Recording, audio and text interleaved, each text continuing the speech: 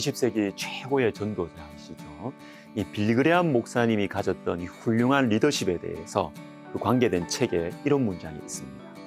열정과 겸손이 어우러진 이 모순된 리더십의 결정체는 고난의 용광로 외에는 이루어질 수 없다. 자, 여러분, 열정과 겸손은 공존하기가 쉽지 않아요. 열정이 있으면 겸손하지 않습니다. 또 겸손하면 열정이 부족해요. 그런데 열정과 겸손이 어우러지는 것은 고난의 용광로를 통해서만 가능합니다. 고난의 용광로를 통해서 깨끗해지고 비워져야 가능한 것입니다.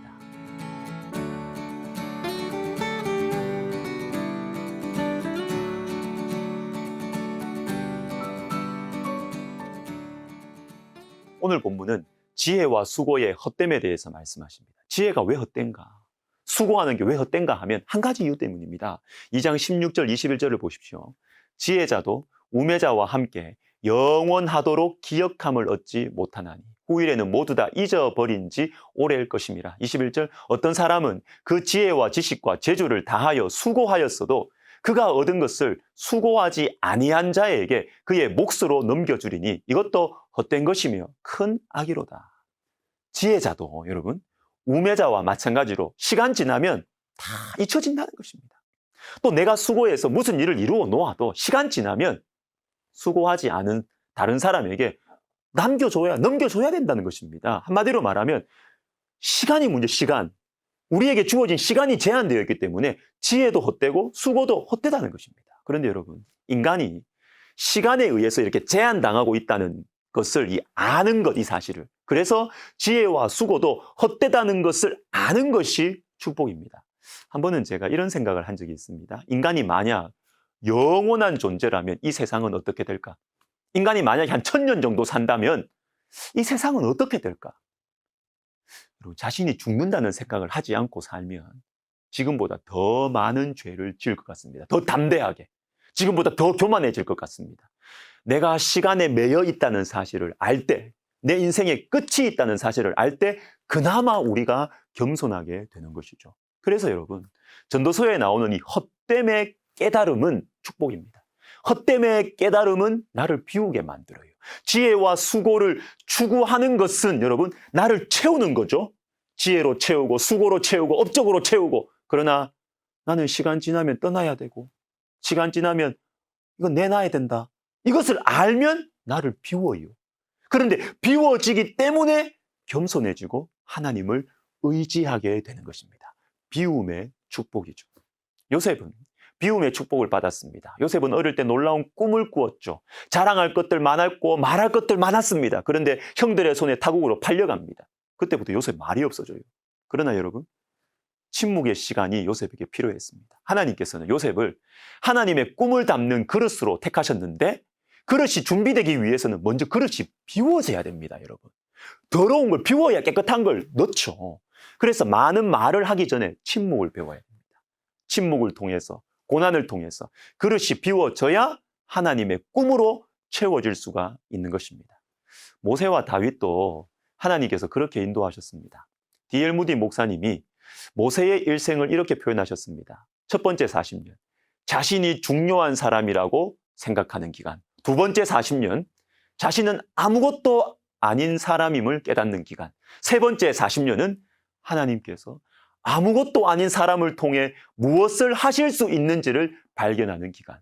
여러분, 내가 중요한 사람이다 이렇게 생각을 하면 하나님의 꿈을 담을 수 없어요. 두 번째 40년이 필요합니다. 난 아무것도 아니구나. 이게 되어야 하나님께서 아무것도 아닌 나를 통해서 하나님이 무엇을 하실 수 있는지를 발견하고 체험하게 되는 것입니다. 여러분, 비움의 축복이 중요합니다. 다윗은 사무엘상 16장에서 이미 왕이 되는 기름 부으심을 받았어요, 이미. 그런데 곧바로 왕이 되지 않죠.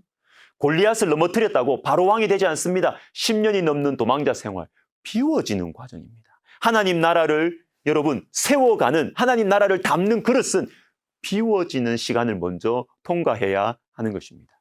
팔복의 순서도 마찬가지죠. 맨 처음에 나오는 것이 심령의 가난함입니다. 심령이 가난한 자는 복이 있나니 천국이 그들의 것입니다. 첫 번째예요.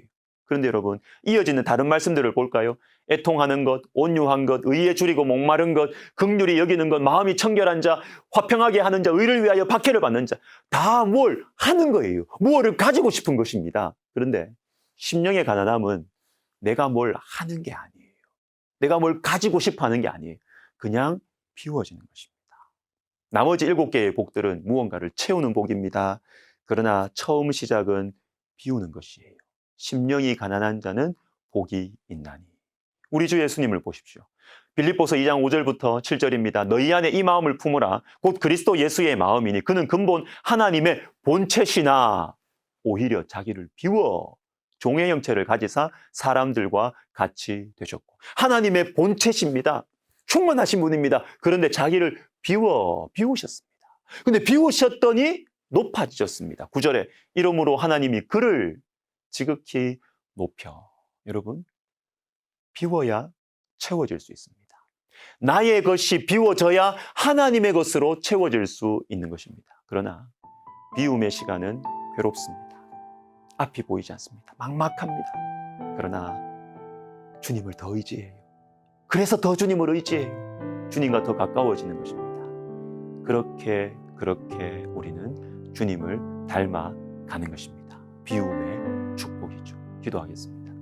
하나님 아버지, 우리 가운데는 이 비움의 기간을 통과하는 분들이 계십니다.